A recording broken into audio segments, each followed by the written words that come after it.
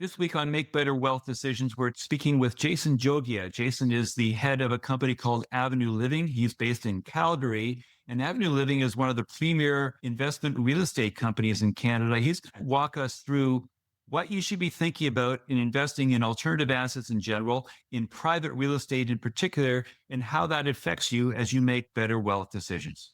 This is Make Better Wealth Decisions, a podcast about financial blind spots, decision making, and how the reality of higher rates, global tensions, and tariff instability impact your investments. I'm your host, John DeGuy, a portfolio manager with Design Securities in Toronto. My guest this week is Jason Jogia. He is the co-founder and CIO of Avenue Living. He serves as an instructor at the University of Calgary, specializing in real estate finance. He also serves as a board member of the Calgary Public Library Foundation. He holds a master's in business administration from the University of Calgary, a master of corporate finance from SDA Bocconi in Milan, and is currently working on his doctorate in business administration. Jason, how are you? Doing well, John. How you doing? Very well. I always like to begin by asking my guests a little bit about themselves and to maybe have them tell me about how they got into the business. And so for you, private real estate is the sort of thing that some people might be familiar with, but others not so much. So tell us the story of how you got into being an investor in private real estate and being an executive in a company that produces products for the same. Yeah, great question. So, born and bred in Calgary, quite a bit of academic by heart, studied finance a lot, cut my teeth in banking for over a decade. And specifically, I was in real estate banking. I was running corporate commercial desk for one of the largest lenders in the country. I was basically doing project financing, anything from land development all the way to investment lending. And Avenue happened to be one of my clients. And I built a really good rapport with their founder and inevitably decided to move out of the debt side of the business and into the equity and investment side of the business. What really interested me about real estate was the fact that it was bricks and mortar, real assets, and you can do very, very well on a risk-adjusted basis and navigate all sorts of cycles if you've got the good foundation principles of operating your business. And so we like to say that the real estate business is kind of all businesses rolled into one, and coming out of banking and finance, et cetera, moving into a place where you bought real estate, you fixed it, you operated it, you put together a great team, you added some branding, some technology. And it was an exciting place to start investing capital and starting to build up the platform. And I've been doing that now for about a decade.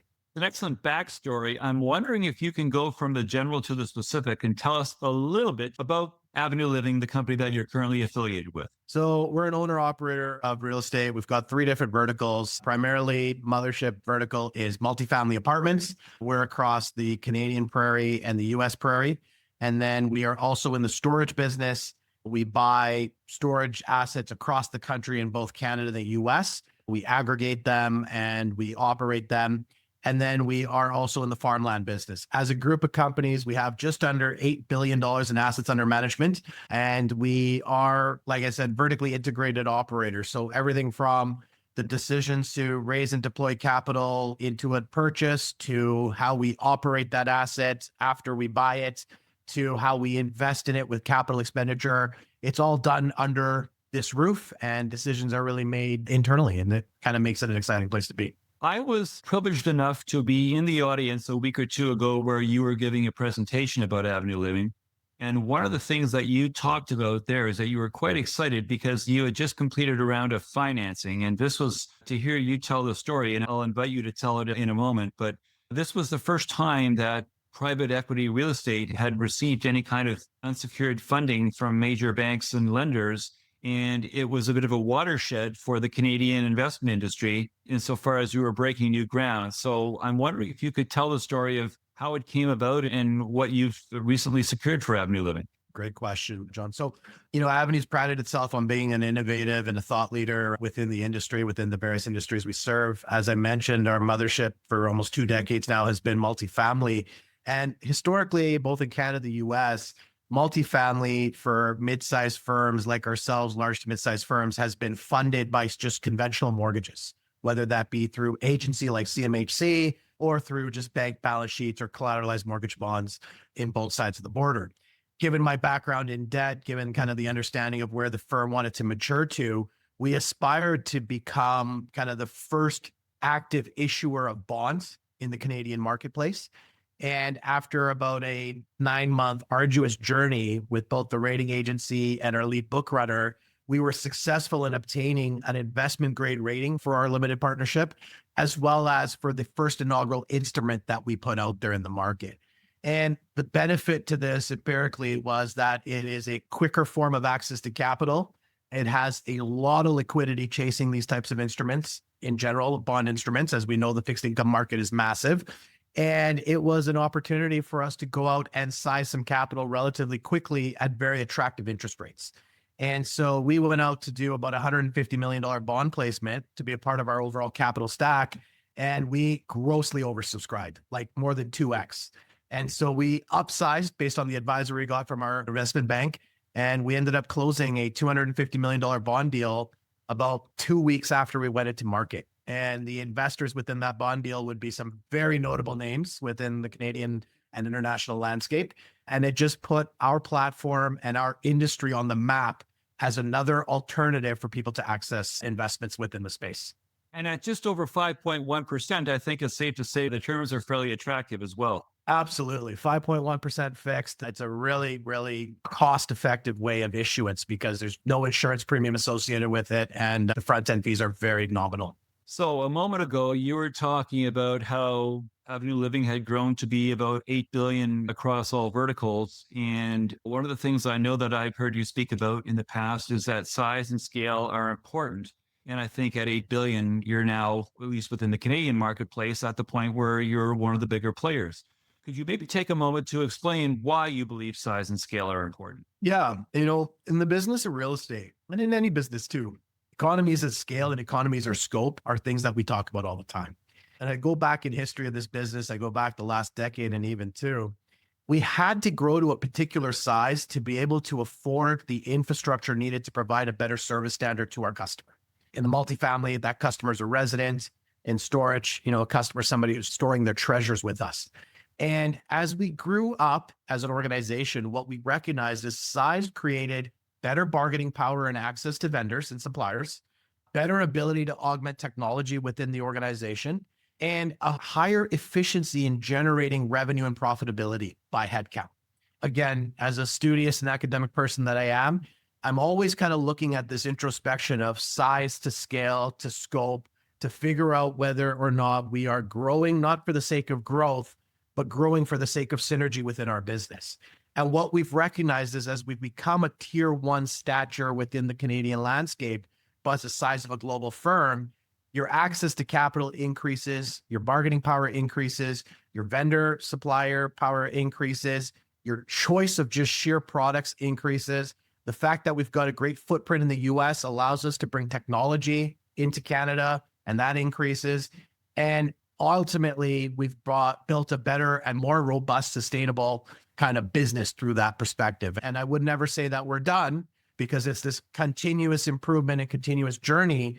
But what we've recognized is size has been a huge catalyst to our success. Jumping off from your points about size, you have also mentioned that vertical integration is important. And so let's just go from you need to have a certain size and scope in order to do the things that you want to do, but also having an owner operator mindset and being vertically integrated and being able to do everything under one roof in a way where soup to nuts, whatever it is you need, you can do in-house. Maybe take a moment to explain why that mindset is important for what you do at Avenue Living. Yeah. I think it's very interesting. Like in business, as you're inaugurating your business and you're in those early startup stages, you're kind of an owner operator and you're the Jack or Jill of all trades. I take our founder, Anthony Giuffre, started the business in 2006 with 24 units. He was his own bookkeeper. He was his own collector. He was his own CapEx guy. I mean, he was all the things to all the people. And very quickly, as you build, you're starting to generate contribution margin from every single unit that you own. And suddenly your first hire, your second hire allows you to alleviate some of the pressure. Now, at that stage, when you're small, you're not a known commodity. Your reputation is really to the individual and maybe the assets you buy, but the firm is still kind of establishing itself. And so what ends up happening is you start to attract generalists in terms of what you're doing. I go back in time and I think about some of the key people that we've had on the journey in the first 10 years of this business and maybe even the first 15 years of this business. They were phenomenal, talented people, but really were multitude of industries that came together to kind of figure it out on how to build a real estate company. And then over time, both through attrition and bringing on specialists, as well as people going from generalist to becoming specialist, you start to hone in that management team. And so vertical integration to us was really this learning curve of time and scale to be able to say, here's how we want to build this business. Here's how we want to do it better. Here are some cost-effective ways for us to do it. And then bringing in the right talent within the group of companies to be able to execute. Today, the overall organization generates north of $500 million in revenue, and we have under 1,000 people doing it. And I could tell you that it wasn't too long ago that we had 500 people and we were generating less than 100 million in revenue. So you can kind of tell that the business matures and you start to do things better and more efficiently. And then you also learn in a vertically integrated model, what makes sense for you to insource versus what makes sense for you to outsource. I'll give you a really great example. I love this one. We used to employ 75 cleaners in our organization, cleaning our buildings. And anecdotally, we do surveys with our customers saying, hey, what do you like about our buildings? What do you like about us? And one of the things they didn't like about us was our cleanliness. Now, I had 75 cleaners cleaning 250 buildings, and yet cleanliness was an issue. And what we realized is that our ability to people manage this vocation was really poor. And so we ended up actually outsourcing the function and managing contracts on what we would call an ordinary function, and then really honing in the specialized talent that can actually make a bigger difference to the customer experience. Fascinating. That's the sort of thing that you would never think of. So, the podcast is called Make Better Wealth Decisions, and decision making has a number of different elements to it. And it's always the things that you don't expect, the unknown unknowns that come at you and say, wow, I never would have thought about that. Okay, so let's talk about real estate in terms of its various facets. A lot of people listening may or may not know that there is a big difference in terms of public real estate versus private real estate. Can you just take a moment to walk us through the difference and what you think about the two? Are you agnostic? Do you like one or the other? What are your views? Yeah, I think, when we think about real estate as a subject matter, you start with the asset class, and the asset, in our case, storage or apartment buildings or farmland. And then how that asset is capitalized is really the nuance between public versus private. In a public vehicle, which is more common, you see equity contribution that is made through buying shares in the market. And there is daily trading that happens in those shares.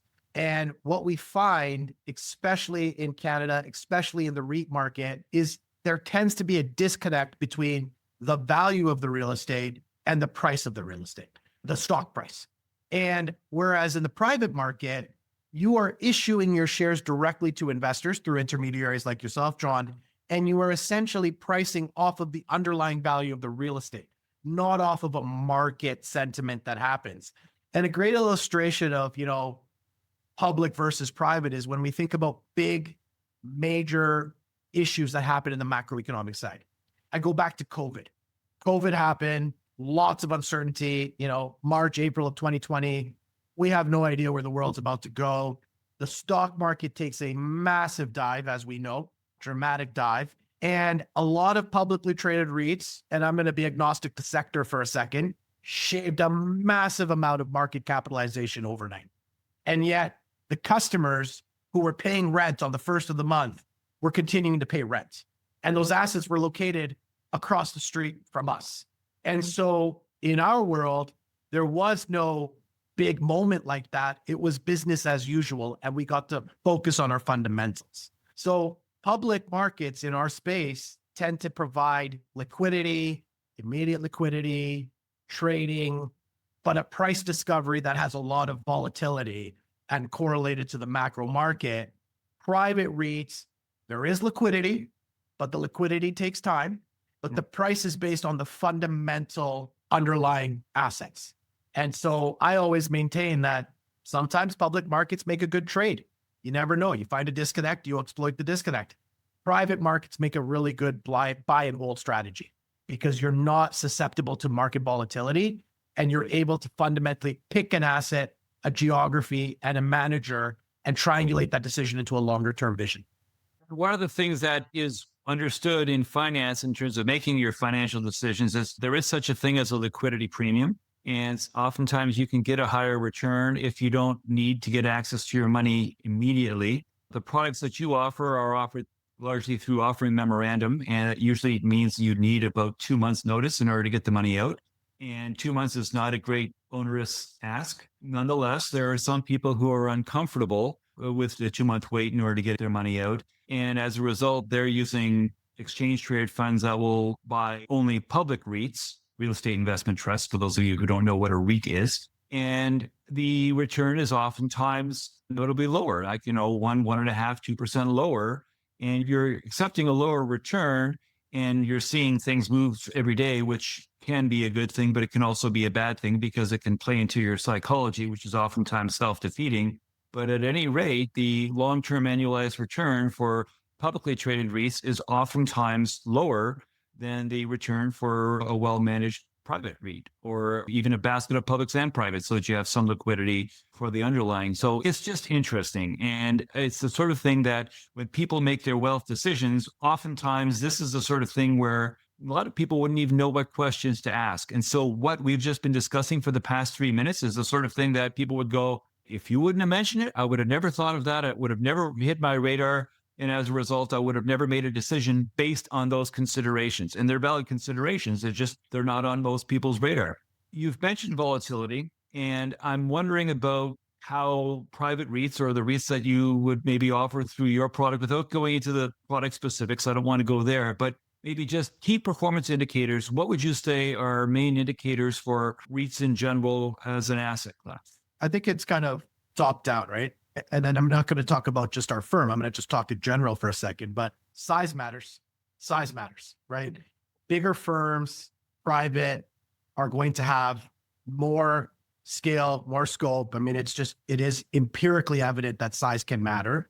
I would say to you that when it comes to KPIs, the fundamental drivers are looking at geographic diversification, systemic risk. Is there a single asset that creates a lot of correlation? Is there a single market? If something happened to downtown Calgary, does that impact this firm, Avenue? The answer is no, nothing happens to Avenue. But the reality is those are the kind of questions you have to look at. There's the correlation to a single asset, single geography. I'd say governance is important. How are the reporting standards coming out of that firm? Are they producing public quality material? Are they transparent in their disclosures?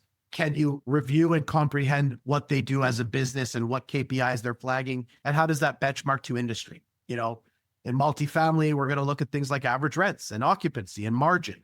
Are those stacking up and benchmarking appropriately to industry is going to be an important kind of threshold fundamental analysis. But more importantly, can you glean that information from them easily on a frequent basis? So I'd say it's the same analysis that goes into any investment decision, but really focused in on kind of that macro piece. And then it's the personnel, it's the management.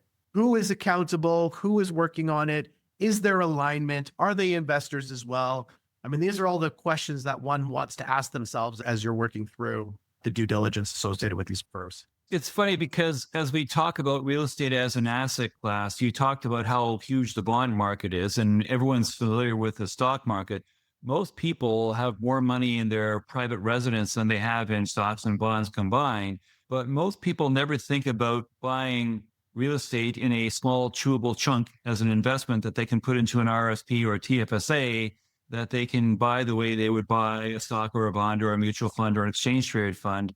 And with very, very similar characteristics, including the liquidity and also more chewable chunks and not having to worry about being a landlord or anything like that, or collecting your rent or fixing a clogged toilet. And those are the sorts of things that a lot of people just don't think about real estate as an asset class that is that granular. And it's fascinating that there are now people like you bringing investment grade products to market in asset classes that are only moderately unconventional. I don't want to say it's not a big deal. I mean, people have been investing in real estate for hundreds of years, but people have not been investing in real estate as part of their investment portfolio until relatively recently. It's becoming more mainstream all the time. I know your approach is a bit different at Avenue. You've got, as you mentioned, housing, but you've also got storage and you've got farmland. So you've got three different legs to the stool. And a lot of the properties that you have are in what in the US would be called flyover states, but nothing, for instance, in downtown Toronto or Vancouver. Thinking there, why is that? Yeah, I think it's a couple of pieces. I think what we found in our business is going into markets that have stability and not significant volatility allows us to paint a better picture on a longer vision canvas. We're aggregators. We are not sellers of real estate. We are a buy and hold for cash flow and value accretion players. And when you're in a place where you have stability, you can add treatments to this asset, meaning capital expenditure, operations, and extract value. But when you're in a situation where you're in a GTA or a Vancouver or a New York City or a San Francisco for that matter, and the market is going up and to the right, no matter what you do to that asset, you will look fantastic. And when the market is going down to the right, it doesn't matter what you do, you're going to still not look fantastic. Whereas if you have markets that tend to be a little bit more ebbed and flowed, it allows us to be able to then demonstrate alpha, what we call alpha in finance, or our management's ability to create value over and above what the market's able to do. So we come back to where we buy, flyover states, places like Kansas City, places like Omaha, Nebraska, great markets, no high highs, no low lows, relatively stable all the way through the great financial crisis, which is an amazing case study timeframe to look at. I'm not saying they never had negative years in that market. Of course they did, but they have positive immigration. They have diversified economic bases. The bottom didn't fall out for them. They didn't have years where they had double-digit contractions in their economy. And so when we see that, we look at those markets and then we look at the sub-markets and we look at what's happening in terms of building activity and investment and who's managing and all of that to then make the right decision to say, yes, this is a great place to allocate capital and be able to drive that alpha. Perfect. Okay, so the podcast is called Make Better Wealth Decisions. And I always like to conclude with this question. So Jason, if it was up to you, what advice would you give to listeners to help them make better wealth decisions? I think the big piece to look at is understand what you're investing in to the best of your ability. Be open to opportunity beyond the traditional kind of 60-40 balanced fund that people talk about all the time. Alternatives are a great sleeve of exposure, the right alternatives. And I'm not self-soliciting here. I'm just saying the right alternatives are a great sleeve to exposure. If we look at institutional investment, pension funds, et cetera, they're investing into alternatives. They have significant positions into alternatives. Endowment funds do. They are coming direct into real estate via a manager or an intermediary without having the volatility of the underlying stock price. And so choosing a suite of those products is important. Looking at things like real estate and private equity and private credit, et cetera. Again, size matters, governance matters, reporting requirements matter, track records matter. So I'd say all in all, opening up your horizon to alternatives is important, but making sure you have a clear and good vantage point on who's who and who's doing what, I think that gets important. And I think, firms like yourself, John, like they're there doing due diligence on firms like us to be able to say, this is a good suite of products or not. And I think that's an important piece. Jason, I want to thank you for your time today. It's always a pleasure. And I want to wish you all the best going forward. Thank you very much, John. Thank you. This podcast is not to be construed as offering specific investment advice. Please consult a qualified advisor before acting. My books, Stand Up to the Financial Services Industry and Bullshift, are available online. If you'd like to meet to discuss how the topics in this podcast affect you directly, please visit my website.